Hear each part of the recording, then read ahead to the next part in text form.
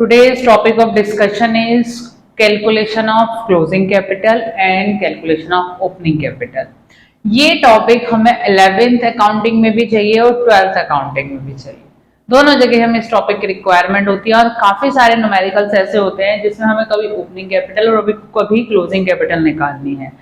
11th का जो first chapter होता है अकाउंटिंग इक्वेशन, ये न्यूमेरिकल उसमें कवर होते हैं और जो 12th का भी जो फर्स्ट चैप्टर होता है फंडामेंटल ऑफ अकाउंट्स, उसमें भी ये कवर होते हैं। तो इसकी रिक्वायरमेंट बहुत जगह है। मैं आज डिस्कस कर रही हूँ इस टॉपिक को, कैलकुलेशन ऑफ क्लोजिंग कैपिटल। जो 11th का टॉपिक है उसमें तो मोस्टली क्वेश्चंस जो आ रहे हैं जिसमें आपसे क्लोजिंग कैपिटल कैलकुलेट कराई जाती है। पहला ही न्यूमेरिकल चैप्टर है जिसमें आपको फॉर्मूला लगाना है। फॉर्मूला क्या है? C/C, it means closing capital equals to opening capital plus profit less loss less drawing plus additional capital. अब मैं थोड़ा सा डिस्कस कर रही हूँ व्हाट इज क्लोजिंग कैपिटल। देखिए, जब आप 1 अप्रैल को बिजनेस स्टार्ट करते हैं उस डेट पे जो आपकी कैपिटल रिफ्लेक्ट करती है that is your opening capital.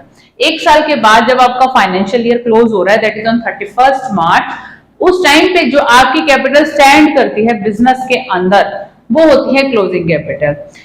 1 साल के अंदर हमारे कैपिटल में काफी एप्रिसिएशन और डेप्रिसिएशन होते हैं। वो कैसे एप्रिसिएशन और डेप्रिसिएशन होते हैं? During the period of 1 year हम अगर कुछ प्रॉफिट जनरेट कर रहे हैं that is a part of the capital में ऐड हो जाएगा। अगर हमने कुछ लॉस फेस किया तो लॉस कैपिटल को रिड्यूस कर देगा। हो सकता है during the course of business हम बीच में आफ्टर 6 मंथ्स या 4 मंथ्स कुछ एडिशनल कैपिटल लेके आते हैं। हो सकता है during the course of 1 year of financial year हम अपनी कैपिटल विड्रॉ कर लेते हैं कुछ पोर्शन में भी।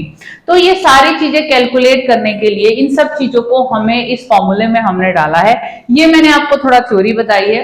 क्या है क्लोजिंग कैपिटल? यानी कि हमारी 31 मार्च को कैपिटल है, उसमें ओपनिंग कैपिटल तो ऑलरेडी एडेड ही है, उसमें हमारा प्रॉफिट जो हमने इस साल जनरेट किया दैट इज एडेड इन आपकी ओपनिंग कैपिटल में वो हमने ऐड किया तो हम क्लोजिंग कैपिटल पे रीच कर पाएंगे। अगर हमें लॉस हो रहा है तो वो हमें सब्ट्रैक्ट करना होगा। इसके अलावा अगर हमने कुछ विड्रॉ किया है तो दैट शुड बी सब्ट्रैक्टेड।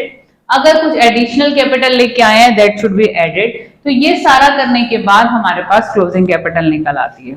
अब जब 12th में न्यूमेरिकल आते हैं तो वहां पर हमें ओपनिंग कैपिटल की रिक्वायरमेंट होती है और हमें क्लोजिंग कैपिटल गिवन होती है। आपको दोनों तरीके से निकालना आना चाहिए, फॉर्मूला एक ही है।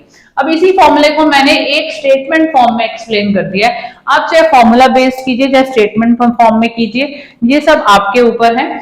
अब फॉर एग्जांपल हमारे को क्लोजिंग कैपिटल गिवन है, यहाँ पर हमने कैलकुलेट की थी, अब हमें न्यूमेरिकल में क्लोजिंग कैपिटल गिवन है। तो ऑब्वियसली प्रॉफिट अगर हमारा इक्वल से इधर जाएगा तो प्रॉफिट अगर प्लस हो रहा है तो यहाँ पर ये माइनस हो जाएगा और अगर लॉस यहाँ माइनस हो रहा है तो उधर जाने पे ये प्लस हो जाएगा, क्योंकि यहाँ पर हमने क्लोजिंग कैपिटल कैलकुलेट की थी और यहाँ पर हम ओपनिंग कैपिटल कैलकुलेट कर रहे हैं। तो बस इसी फॉर्मूले को LHS इक्वल RHS आप करते थे ना मैथ्स में, इंटरचेंज तो आप करते हैं किसी भी चीज को कैलकुलेट करने के लिए, बस वही फंडा लगाया है। अब ड्रॉइंग्स हमारी क्लोजिंग कैपिटल करते हुए माइनस हो रही है, ये ओपनिंग कैपिटल यहीं पर, ये ड्राइंग्स अगर हमारी उधर जाएगी तो प्लस होगी, डी फॉर ड्राइंग्स।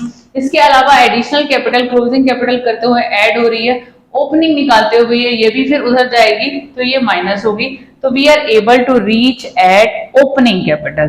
तो this is the 2 ways to calculate. अब आपको क्वेश्चन देखना है कि क्वेश्चन में आपसे ओपनिंग कैपिटल पूछी जा रही है या क्लोजिंग कैपिटल पूछी जा रही है, उसके हिसाब से आप ट्रीटमेंट दे सकते हैं। एक ही फॉर्मूला लर्न करना है लेकिन ये कॉन्सेप्ट लर्न होना चाहिए क्योंकि हमें 11th और 12th दोनों में चाहिए। Okay, bye bye.